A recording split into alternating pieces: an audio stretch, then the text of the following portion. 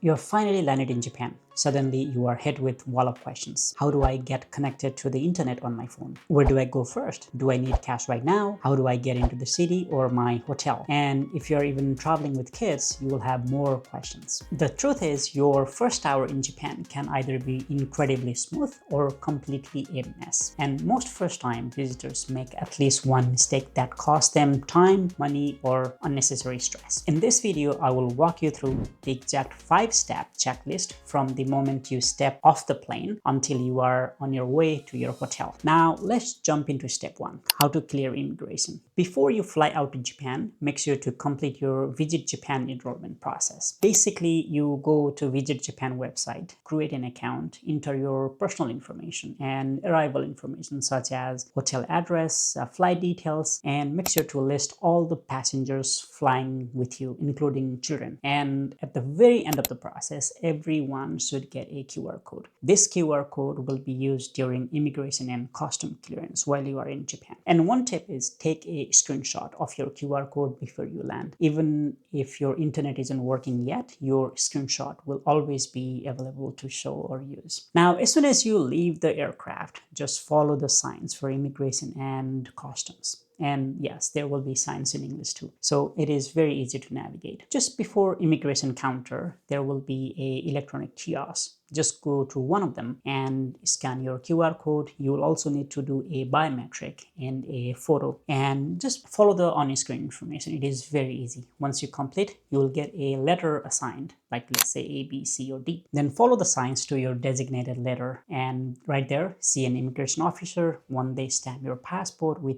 on-arrival visa, your immigration process is complete. I have made a very detailed video explaining this exact process. Watch it on my channel or click the link here, and it will also be in the description below. Now that the immigration is done, the next step would be to go to customs. But before heading towards customs, collect your luggage. Then follow the signs to customs. At customs, go through the designated gates following the letter you received earlier. Just walk through those gates towards the arrival hall, and that's all. Now you are officially in Japan, but there are still few things you still need to do inside the airport, and that will make the rest of your trip much easier. As soon as you land, one thing you will make sure is to get connected to the internet. That comes way before anything, and this is something you will even do while you are still seated with your seatbelts on. There are 3 ways to get connected. First, you can either use roaming from your current cell phone providers, if it's cheaper, of course. If you want to use roaming, just turn on your network and allow roaming. There will be a setting and you're connected. And if roaming is expensive, which generally is in most cases, prior to leaving, you can purchase a eSIM, install and activate. Once you land in Japan, turn this on and you're connected. For me, I have always used eSIM and it has always worked. Stay until the end of the video. I will share a code that will give you 15% off your SIM purchase. Another option is to buy pocket Wi-Fi, which I will explain later in the video. While Japan is highly technical, don't plan on relying on public Wi-Fi at all times. Once you are out exploring, you will want to have a reliable mobile data on your phone to access Google Maps, training schedule, restaurant searches, and translations. If your phone is unlocked and supports eSIM, and eSIM is by far the easiest choice. I have used Airalo in all of my trips so far, and it has always worked. But there are also so many choices. There's Olafly, there's so many other brands that you can try out. If you'd like to try Airalo, click the link below in the description, and you have to enter a code, which I will put it right here at the checkout. That will give you 15% off on your eSIM purchase. You will not see the discount until you are at the very end of the process at the checkout. If you would like to learn more about eSIM, I have made a video about it. Just click here, somewhere here, or link is in the description below. Now let's talk about pocket Wi-Fi. This is like a portable Wi-Fi box. You'll need to rent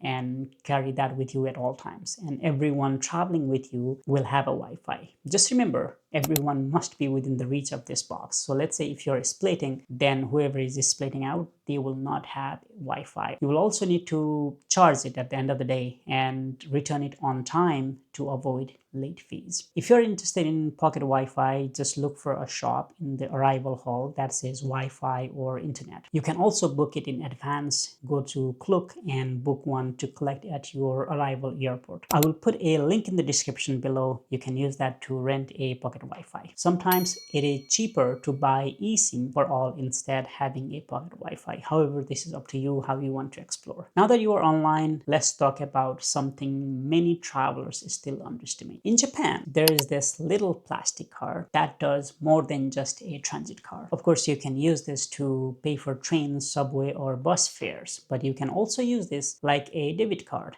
You can use this to make payments for your food at the restaurant or convenience store, vending machines, or any shops that accept IC cards. Honestly, this might be the most useful thing you will get during your entire trip. The concept is simple. You first buy a card like this, load money into it, and keep spending by tapping the card on the IC card reader. And once you run out of money, load more money and repeat the process. There are several IC cards to choose from, but depending which region you land, you will get the card popular in that region. For example, if you land in Tokyo, either Haneda or Narita, you will have option to buy Pasmo or Suica like this. If you're landing in Osaka, you will most likely get Icoca. I have made a detailed video where I talk about IC cards. Watch it on my channel. I'll put up a link here or in the description below. Now, let's talk about cash. While Japan is living in 2050, cash is still king. Although it's slowly moving towards becoming cashless, Japan has become much more card-friendly over the past few years. But cash is still incredibly useful. You will still need cash for street food, temple entrance, local market, and some small restaurants and shops. Before leaving the airport, withdraw some cash, maybe start with 10,000 yen. That will comfortably get you started. There are several ATMs counter at the airport, but I have always used 7-Eleven ATM. I found their ATM fee cheaper and mostly works with foreign debit cards. And of course, you can use any ATM that you like. Now, let's figure out transportation. Depending on your arrival airport, you have few options. For example, if you landed at Haneda, you can either take a train to your hotel, ride a taxi, or take a limousine bus. Also, if you got lots of luggage or simply want a easiest ride, taxi is a good option, but it's not cheap. If you want to use taxi, you can use Uber, or there's a local app called Go Taxi, which is like Uber or Lyft. Although Uber works in Japan, it is not same as how you use in North America. Even if you book from Uber, a regular taxi will come. And it is same with the Go Taxi app. You can also book a pickup service from Klook or apps like Get Your Guide. You can also use the airport limousine bus that drops you off directly at major hotels or the major stations, let's say like Shinjuku, Tokyo, or big attractions like Tokyo Disneyland. This is also convenient and reasonably priced. These buses have comfortable reclining seats, have a washroom inside, and there's chargers, and you do not have to worry about your luggage. Announcements are also made in English as well. The other option is to take public transport such as trains. And I have found most people are scared to use public transport, but in my opinion, they are the easiest form of transportation in Japan. From Haneda, let's say, you can take Tokyo monorail or Keikyu Line to go to the city center, and you can transfer from any stations. From Narita, the Narita Express is perfect if you are staying near Tokyo Station or Shinagawa, Shibuya, or Shinjuku. The KC Skyliner is also the fastest option if you are heading towards Ueno or Nippori. But remember, you can transfer to any train lines like Tokyo Metro or JR lines, whatever train you take from the airport. From Narita, taking a limousine bus is also very convenient. Cost for each transportation varies. Taxis, depending on how far you travel, can cost between 20 to 30,000 yen. Limousine bus can range from 1,500 to 3,000 yen. Trains also range from 1,000 yen to 3,500 yen. So it all depends what kind of transportation you want to try. Now, the important part is you do not have to remember this today. When you are ready to travel on the day, just go to Google Maps, add a destination, let's say your hotel, and Google Maps shows all the possible options from that location. It will give you what trains to take, if you want to take bus or if you want to take any metros. So it will help you a lot. If you'd like to try buses and taxis, there's usually counters inside the arrival hall. Just go there, buy tickets, and head out and wait at the designated spot.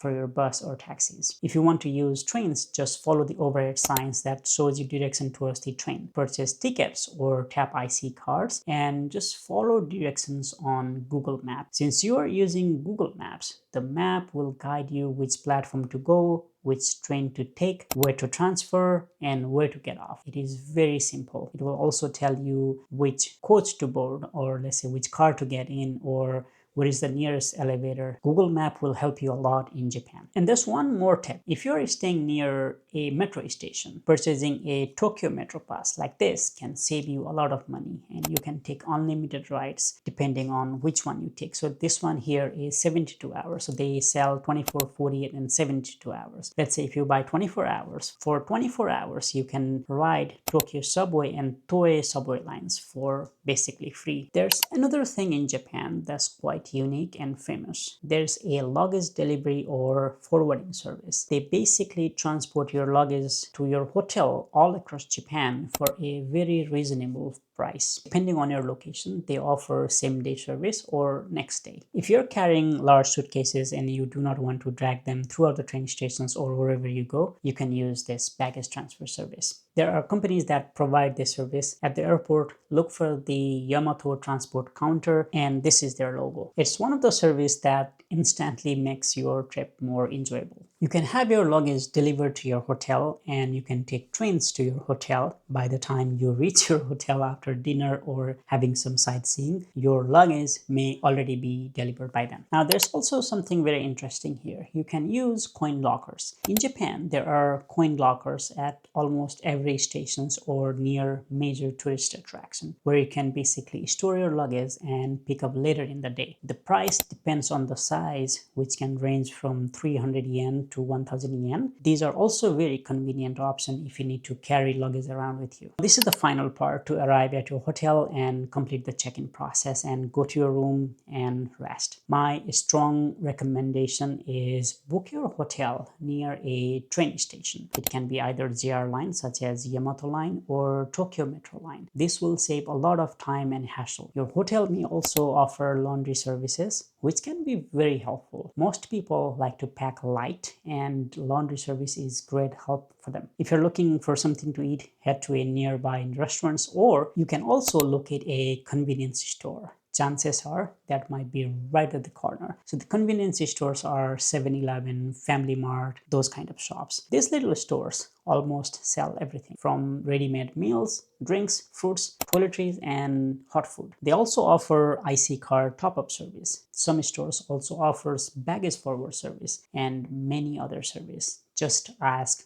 what you need and they will be able to help you. And that's it. Follow these steps and your first hour in Japan will be smooth, stress-free, and a whole lot more enjoyable. And if you find this guide helpful, don't forget to like, subscribe, and let me know in the comments, as I'm very curious which city are you visiting first. There are so many videos in this channel dedicated to Japan. Feel free to watch them and they might help you as well. Thanks for watching. Enjoy your trip to Japan, and I will see you in the next video.